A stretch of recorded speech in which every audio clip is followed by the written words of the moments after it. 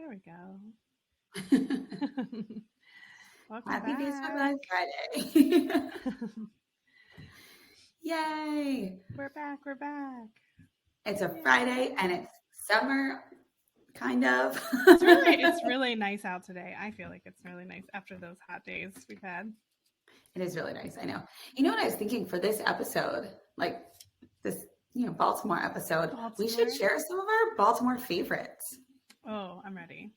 I was like, favorite place for brunch, favorite place for, whatever. I don't know. I thought we could just like share some stuff to like start off a fun summer Friday about Baltimore. That's great. Do you want to start there? Yeah, should we come back to it?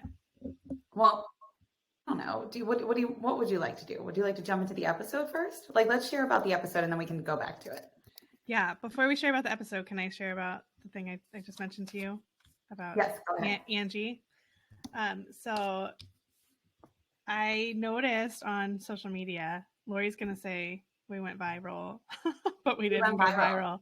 I just noticed that someone had taken a screenshot of part of our newsletter, and that's been making its way around a little bit on social media, and which is great. And it's the part where we talk about what Angie said about the repetitions and how important those repetitions are. Mm-hmm. Of course. I loved that because it gave a good frame for how many repetitions it actually takes on a spectrum. Yeah. I think that was really helpful framing for me to see, a typical student needs this, a student who is like a true outlier who may be presenting as dyslexic. I mean, we're talking like up to 200 repetitions. That's a lot. Right. And that was one of the things. There are a couple of things I wanted to like address from people's questions that I just wanted to make sure people knew. One of them is kind of what you just talked about, which is there are some people getting really caught up in the different categories of, this one's labeled as gifted. This one's labeled as, I forget what exactly we said, but dyslexic or disabled, maybe even. And that I think that's what it said in the book, which I'm fine with people asking those questions, like be curious about those categories. But what I just wanted to make sure people walked away from that idea of the repetitions from Angie was that every student is different. It's not even going to be the same for each student for each skill, right? Like it's not like, oh, Lori got this letter skill in 4, so every time it's going to be 4 times, right? Like that's just like some ballpark numbers. And what I think is most important is what you said is like, a lot of the kids are going to be in the middle of those numbers, the 10 to 20, maybe 30, right? And then you have some outliers. You have some kids who are going to get it the first time and you won't have to do anything else, right? It's like automatically now it's mapped and it's there forever. For sure. But that's not the expectation for most students, right? That shouldn't be what we expect. We should expect to see most kids need to, hear the letter sounds, write the letters, write the sounds with the letters, right? See the letters in print and decode those letter sounds, right? So they need to see it in different forms with different ways before it becomes, part of their automatic, I got this now. And then on the other end, there are kids that need way more, which is what I saw as like, oh, right. Like, so if you're a teacher and you're getting frustrated because they've done this 20 times, 30 times, you can say, wait, they might just need to see this more. Yeah. Right. So that was one. Yeah. Like, I wouldn't get so caught up in the, like, trying to, okay, this kid fits in this group. This kid fits in this group. They need exactly this many repetitions. Just, it's a spectrum. That's a good point. Yeah. I mean, this reminds me so much of like knowledge building because you can't see inside a kid's brain to see how many repetitions they need because you don't know how many they've had. And right. Like that's what I keep thinking about. Outside of the classroom, you don't know, like, and maybe once like one thing clicks and is in there, then maybe the next time they might need less repetitions. Sure. It will just be different for different students. And I think we need to be ready for that. Yeah, that's a really good point. Yeah, I'm glad that we're talking about it because I think it's funny because as we were crafting that newsletter, I was like, I know this is the thing that everybody's going to hook into because it's which is good. I'm glad. It's a great thing. Yeah. But I just want to make sure Angie said that's we're talking about it. too. Mm-hmm. Oh my gosh, Yeah. totally. Yeah, that's why I made the newsletter. I was like, this Right. has to be in the newsletter. This is really important. Yeah, absolutely. And the other thing just along with that was someone had asked about, so what if they need those 100 repetitions? You just like, if you're teaching them the D sound, duh, and they're not getting it yet, you just stay there forever, like not forever, but you stay there until they get it. And someone did respond, which was great. And I hope people hear this, which is like, no, like keep going with other ones, give them more repetitions with that one and keep it moving, but just keep giving them extra repetitions with that one as well. But absolutely not. Do we want to say like, don't continue with other things, just stay there, because that would be very boring and tedious and also not really confidence building. Not confidence building. Yes. Yeah. No, that's a really good point. I'm glad that we're talking about that, because that is the one thing that I felt like stuck out a lot from Angie's conversation. Like it was a very tangible thing. And, I even thought about like, working with Presley and how many repetitions she needs. She's on that lower end of like, okay, you show her a few times and she's got it and she's moving on. But then there have been ones where I've had to show her much more, right? Because they're more complex, or maybe she hadn't seen it previously and I didn't know that. And maybe the ones where I'm like saying she's on the higher end, she's actually not. Maybe it really is like the 20th time and she's seen it in school and I don't know. Because I wasn't there for it. So, I mean. Yeah, that makes a lot of sense. Always tricky. Who knows? Yeah, that's great. And then the other just real quick one was a lot of people ask like where this research came from. And I know the book that it came from, Angie already mentioned, especially she said what page it came from. Super well regarded. Was it page 66? Is that from memory? Yeah. I'm remembering. Yeah. Well, you pasted it in the comments too. Yes, but I didn't read. I quick grabbed it. I didn't read the whole thing. I did just quick grab though. But just I know a lot of people are like, well, where's the research behind that? And I'm like I tagged Patty Montgomery on Twitter because I knew she was on there. But like I hope the authors might be able to add to that. I just want I don't want people bugging Angie. Like she got it from the book. I don't think she should be expected to know the research behind what the authors put in the book. and it is like the book is actually a little hard to get. I've seen people like saying it's hard to get. It's actually the book that goes with the letters for administrators course. So it'd be like trying to get the letters manual, without taking the course. And that's why it's tough for people to get. Got it. Okay. Just wanted to Thank you. Put that all out there. Look at all this background work you've been doing. Yeah. See, there's a lot of chatter out there about it, which is good because it's good to be talking about. It's so good. Yeah. I'm glad. And Angie's episode was awesome. I mean, yeah. Just so much fun to listen to her and how she made such big change. Absolutely. I also think though our episode today was pretty awesome. Like I know that I almost cried at the end of it. I have a special place in my heart for them.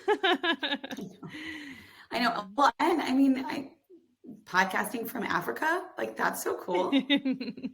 Yeah. So for anyone listening that hasn't listened yet to today's episode, we had 3 teachers and also an administrator from Baltimore City Schools who is working on some continuous improvement work around fluency. One of the teachers is teaching remotely from Africa, which I still am mind is blown how that's still happening. But I actually used to lead that work.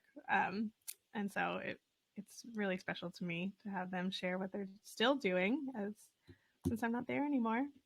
Yeah. Melissa, I'm wondering if you might be able to tell everyone about continuous improvement work and improvement science, because I know you're so grounded in it because you worked and in that space for so long. But for those of us who aren't and who didn't, it just feels like, for me at least, it feels like a big circle of okay, I'm going to try this and then I'm going to pivot if it doesn't work. And if it does work, I'm going to keep going around in the circle.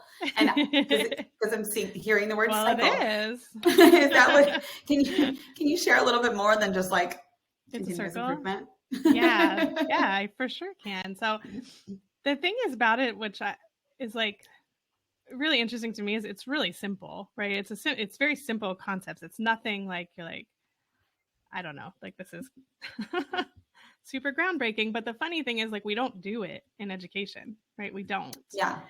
And the simple We thing do about it we do it in other fields though. Yes. Yeah, but they're very disciplined about it, right? Like they don't do it just out of nowhere. They do it because they want to continuously improve, and they go about it in a very intentional way. Okay.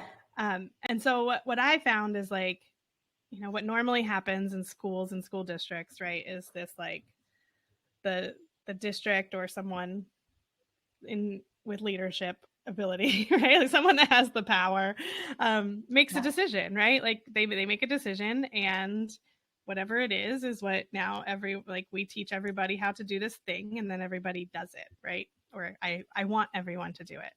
Oftentimes it backfires for different reasons, right? Like either a teacher tries it and it doesn't quite work for their students, but, you know, they just are told, like, keep trying it, keep doing it, even if it's not working because someone else made I think a decision. That might be the definition of insanity, but that's what happens, right? Is like, you're like, well, just like do it better, even if they really did try it and it didn't work for their students, right?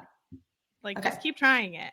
And there's not a way to, like, say, okay, well, what's not working, what's working and what's not working, and who's it working for, who's it not working for, and how do we make improvements if it's not working. And so, I mean, it is really simple, but what it takes is paying attention.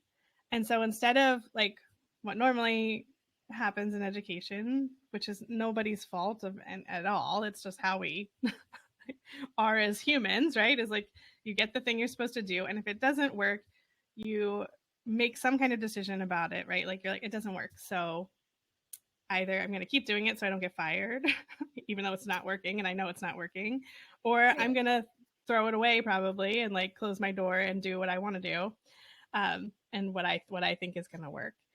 But what continuous improvement is all about is really paying attention. So, like, okay, like, what is, like, I'm going to do this thing. And instead of just, like, giving a blanket statement of it worked, it didn't work, I'm going to actually look at some, like, real data. And it doesn't even have to just be, you know, an assessment or, you know, a quiz, right? It can be also, like, talking to your students, right? Like, that's data.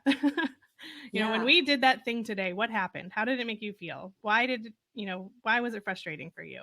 Like, finding out more information is really important. If you could change one thing about it, what would it be? Yeah. And then, like, you know, then what the teachers do is, instead of, like, okay, I'm going to throw this whole thing away because it didn't work. Instead of, like, an all or nothing. It's like, okay, what if I do it this way? So, like, the teachers talked about the fluency homework, right? Like, they had to be honest and say, it's not working. The way it's written, we love that there's fluency practice. Our kids need fluency practice. But I give that fluency homework. They're middle schoolers. They know they can check those boxes and pretend that they did it at home. I, as a teacher, don't know if they did anything to practice their fluency. Can we back up, though, to, like, fluency? We're talking about the fluency homework that's included in Wit and Wisdom. Yes. And I know that is a pain point for some middle school teachers, because it is check boxes, and there are very creative solutions, right, to get around it. You could have kids record themselves, lots of things like that. But right. So, like, the intention behind what was in the curriculum is great, right? And they give some important for students to do. So, like, the key is students need to do this to become better readers. Right. And to improve. So we need them to do this at the like baseline. We need them to do it. Remind me to come back to how we ended up on fluency, because that's also a big part of continuous improvement that we kind of skipped over. But yeah, so instead of, like, being, oh, well, this fluency homework doesn't work. Right. Like, kids just aren't doing it. We're just not going to do it. Which is, like, that's the opposite of what we want to do. And I'm not faulting teachers for this, but that's what typically happens because it's not working, right? And so instead of, like, or you just keep giving it and getting the check boxes back, and you're like, okay, great, I gave you my grade for it, but you don't know what's actually happening, right? Or you just say, like, forget it, this isn't really working, so I'm just not going to give that homework anymore. And that's what typically happens. But the teachers really made intentional, like, okay, how can I make this work? And what can I do? What easy, small thing can I do to make this work, right? So, like, Emery talked about how he he was already doing distance learning at that point, right? So doing a recording was now not a foreign thing for them to do, right? So like, if I can have them all record themselves, they're already doing this. I think it was Flipgrid at the time, right? They're already doing that. So like, record yourself on Flipgrid for 1 minute. Now, all of a sudden, I know if you actually did it because I'm hearing you, and I, as a teacher, can hear you reading and like get that information about like, are you improving? Is there like, what's going on, instead of this checkbox, right? Like a simple thing to see, and then keep like, then he tracked the data of like how many kids are doing this versus how many did it before, right? There's more motivation to do it now. He talked to his students about like, you know, is this working for you? And for kids it wasn't working for, you know, what small changes can I make for those students if that's not working, right? I think he ended up like, once they came back into schools, like some of them recorded, some of them he did in person, depending, like I don't remember exactly, but I'm saying like, you know, then you find out like, okay, this is better for this group of students, this is better for this group, I'm going to make another small change, see if that works better, right? So it's really just paying attention and continuing to make small changes for what works for which also students. Feels so good. Like when to hear you say small changes, it just, as a human being, it feels so good to be like, okay, I can make a small change. You know, I can do this small change and then see how that goes. And if that small change works, great. If that small change doesn't work, I can pivot to another small change. And it just leaves the door open to so much possibility and potential. Yeah. I used to like do little things in my life to try and do it. Like for a while I was timing how long it took to get from work to pick up Elliot at daycare. And I'd be like, well, let me try this today. Let me try it. Like, let me turn here and see if it takes like longer or shorter time. Right. And I mean, that's just a really simple example, but it was just like, let me try it and see what improves it. You know, like I'm just improving on it. Right. So like if I turn here, will it improve my time or will it make it worse? Yeah. Sometimes I do that when I unload the dishwasher. I like to try to like eat my time, but if I unload the bottom rack before I unload the top rack, like what happens? That's a bad example because the dishwasher is constantly changing. So. But I mean, it's just you're like paying attention to yeah, but you're paying attention. The key in the continuous improvement is paying attention to like, if I do it this way, does something change? And will it like, you know, does it keep changing if I do it that way? You know, like, is it just a one-off day or is it like for real? You know, and so that's the key. But you know, like we just don't often pay attention like that to data in education. You know, we look at assessment data and things like that, but we don't look at the like, what can I change to improve this and make it better? Yeah. That's such a good point. And it's often like the data that we do look at is like the big data that often doesn't inform the everyday anyway. Right. So, that's right. Like we wait till the end to get the data. And then it's or too the middle. Yeah. And it's not informing anything that's happening in between. Right. And it's, you know, a lot of the data was things, it wasn't data necessarily always like how many words per minute, right? We did get that data at some point, but it was also sometimes like how many were actually completing the work, right? Like how many were just doing it. You know, like that was a big one, was just how many kids are willing to do this if you make a change versus before. Yeah. How much time is it taking? Can we make it less time? Because time is a big thing for middle school teachers. Oh my gosh, time is so important for middle school teachers. I feel like if there was a set of teachers who I feel like time is not their friend, like elementary teachers seem like you could kind of steal from Peter to pay Paul, right? Like you could always. That's what I always said, right? But in middle school, the bell rings and you got to send them to the next class. Right. I mean, high school's pretty slim too, but I do feel like sometimes high school has some flexibility, right? Like sometimes they have those A and B day schedules and whatever, that then like give you more time. Yeah. Middle school, I just felt like every time I was in middle school, I'm like, oh, it's just not enough time. And it was constant. Like 45 minute. They got to do it quick. So the middle school teachers that we interviewed were so inspirational because they were, I would use the word fearless. They just were fearless about what you're talking about, that idea of pivoting if the data says they needed to make a change. And that is so important. Like as a teacher, I think it's hard to sometimes be fearless, you know, because you want to like do the right thing and there's a lot of pressure and you want to make sure that you're adhering to everything you need to with the curriculum and with the expectations of your leadership and the school and the district. And They were just so fearless. I'm curious how you came to land on Fluency. Yeah, I'm glad you asked me that, because I wanted to talk about it, because it took a while to get there. And it was actually, I don't want to say it was frustrating, but there was some frustration parts of like the stepping back to really think about what, it wasn't like we just were like, okay, what are we going to do? Oh, it's Fluency. Now we can get to work, right? It took a while because we really wanted to, we did a lot of root cause analysis, like what really is getting to, the problem for our students who are in middle school who aren't reading at grade level. And like, my goodness, there's a million things you could name, right? And there were like so many things we could name. And we brought in different experts to talk to, and we had all these ideas, and there was so many directions we could have gone. Like there still are there. And I'm not saying Fluency is the answer, but what happened was like, we saw how important Fluency was. Like it was huge. We saw that like it's a key lever, right? Like it's a key lever. And we saw that, we could help students by focusing, even through Fluency, you could still do a little work on some phonics and phonemic awareness that they were having trouble with.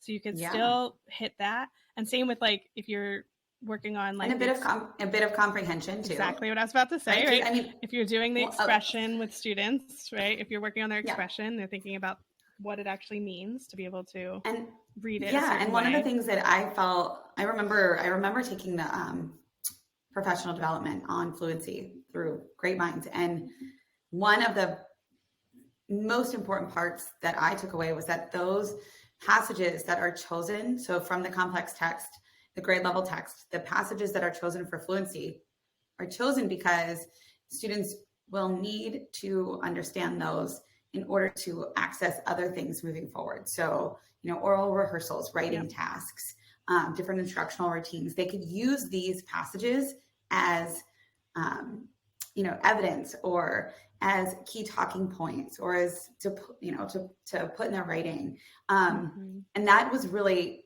important to me. It like spoke to the strategicness of the choice, as well as I'm like envisioning students who are struggling readers or students who are not struggling readers having access to this passage that then they know this is important. I've read it 10 times. I can use it in the future. Like what confidence that builds for everyone. Like that's so much equity. So I think was like one of my key takeaways. And I just thought like, oh my gosh, this is really important. And Fluency like is that piece that can move our older students. So to be so strategic in that choice. And brilliant. It like, because of all the things you just said, it doesn't feel like you're going back to like, okay, here we go, sounding out words, right? Like it still feels, because you're using the passages that they're reading in their class, right? It feels useful and meaningful, and like I'm doing something for my grade level, not something I should have done in first grade. For sure. Oh, our friend Greco's here. She's commenting. Hi, Greco. It's good to see you, Greco. She said it builds insane confidence, and I would love to hear her do her dramatic readings of an echo read. But she said the more dramatic that the teacher is in the echo read, the more they understand the text. So. Oh, I love that. I just think the more like engaged and the teachers are, like it's that does make a huge difference. Yeah. Oh no, I lost Melissa. Am I back? Are you back? You're back. You got so excited. You logged off. I touched a chord, which we know we should not touch a chord. No, but I was okay. I think we're still recording. The other thing I was going to say about why Fluency ended up being where we focused was because, there might be some other things, like maybe we could have fought for more time for teachers, right? For, these teachers need 75 minutes and that's going to make a huge difference. Or we could have fought for literacy across the school day in other, in the other content areas. Those could all be things that are really impactful and really important.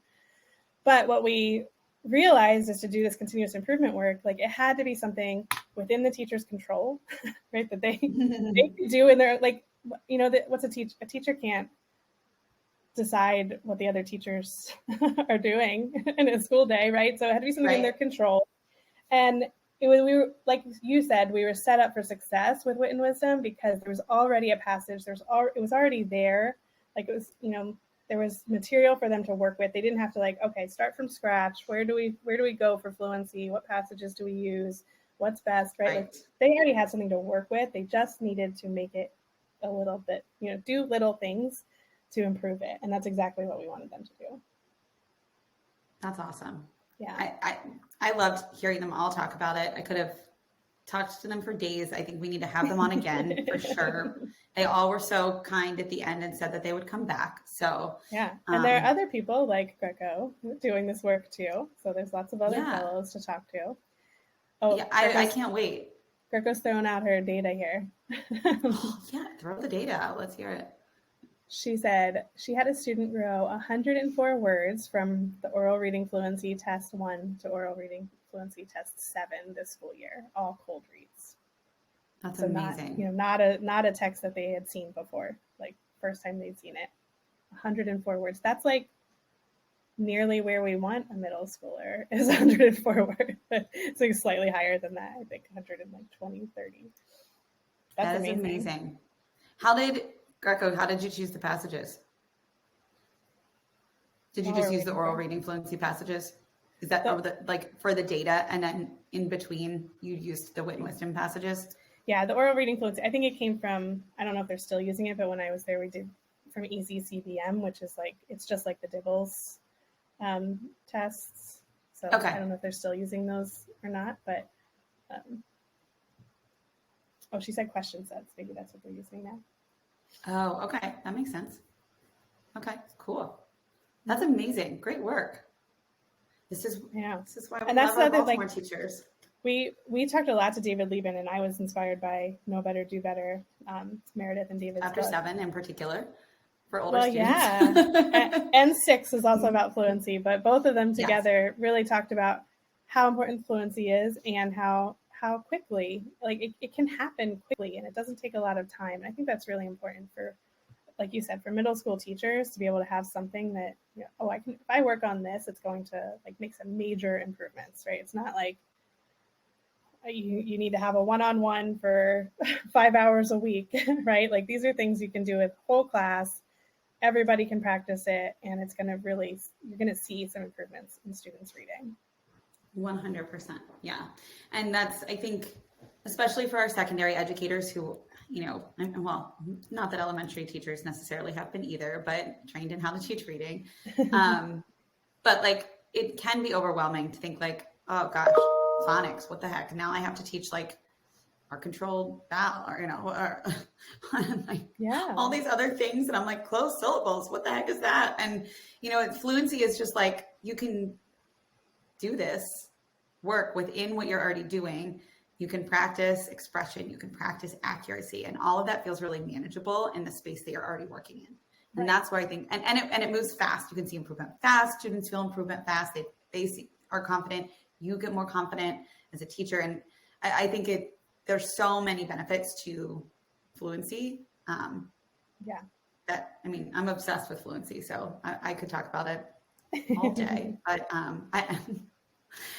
that's what I did the social media post on, Melissa. Fluency. Excellent. I know. Fluency became like my favorite thing. I fell in love with it with Tim Rosinski's article, Why Fluency Should Be Hot. I mean, I really do think that is probably almost like 20 years old, if not more. And I remember reading that and thinking like, this is amazing. How did I not recognize this prior to right this minute? And ever since then, fluency should be hot. So I'm excited that we talked to some hot Baltimore teachers. Fluency's hot. Oh, we didn't share our Baltimore things. I know. We're right now I have it pulled up. You want to share our favorite? Greco, are you still here? You want to share your favorite places in Baltimore? Some favorite, more favorites, we could call it. You can't eat crab cakes, right? No, I'm allergic. Well, Coco's crab cakes are the best crab cakes. And they are really good. I will fight anybody for that one. They are so good. They are good. I did eat, before I knew I had an allergy, I did eat it. So I have had those. They're really good. They're delicious. Yeah. The gluten-free ones, not as good. Just warning everybody. Put it out there. But like right up the street from Coco's is Red Canoe Cafe. Oh, which is one of my favorites. Yes. One of our favorites. They have delicious food. Josie is the owner. One of the owners. Burrito. That breakfast burrito is so good. I love the peanut butter latte. That's my favorite. Oh my gosh, I would drive there just for that. And Josie would have to make it for me because she's like, she's the best, obviously. And a fantastic body pump instructor. Exactly. That's where I knew her from. Yeah. They also have a delicious white bean hummus and vegetable situation. I don't know if you ever had that, but no. I have their. Well, Greco said my next one, which is right up the street from Red Canoe, is Silver Queen Cafe, which when you said brunch, that's what I thought of. Have you ever been there? No, I've never been there. Oh, you got to go. It's so good. It's delicious. Silver Queen Cafe. Let me find a post-it. Silver Queen Cafe. All of these things are on the same. They're all on the same street. This is excellent. What do you both recommend from Silver Queen Cafe? I haven't been in a while. So what I do remember is they have this peanut butter pie that like, oh my God, it's so good. It's just like peanut butter in the middle and then chocolate icing the outside. Can you get it to go? Can you get the whole pie to go? But their actual food is also really good. Like everything. I've actually never had. They've had these pizzas that all look amazing, like fancy pizzas that I've never had, but they all look really good. But Pizza I always end up. I am here for that. I'm making a Post-it note. I love that. How have I never heard of this place? It's right near your house. Yeah. Mm-hmm. Yeah. It's farther up on Hartford Road. Okay. Do you want to have a date? You want to go there? Yeah, before I move. Yeah, let's do that. Yes. Greco said the peanut butter pie with strawberry sauce. And Mitchell likes the I bet it tastes like peanut butter and jelly. Oh, that makes sense. That's what. Yeah. I make a smoothie like that every morning for Presley. Oh, that sounds good. Definitely not as good as whatever's about to happen at the Silver Queen Cafe, but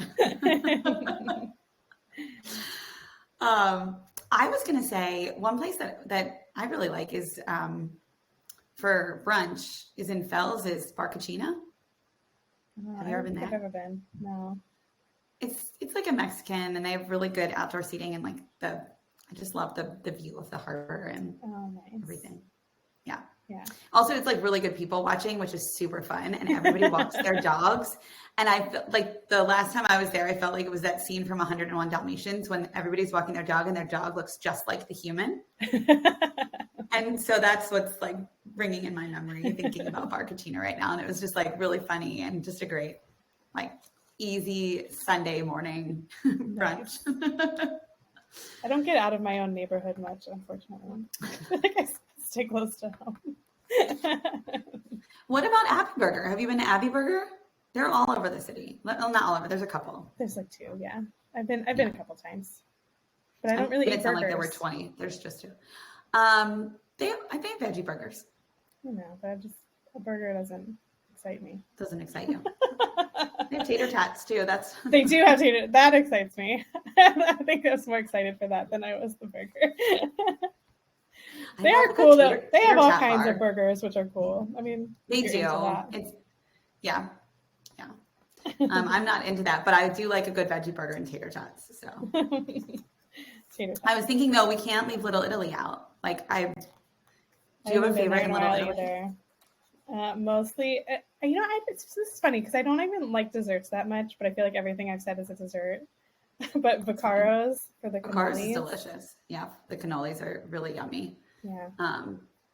I like across the street from Vaccaro's is Amici's, and the gnocchi is just I love gnocchi. And just fill me up with potato pasta. Potato pasta. And then a cannoli.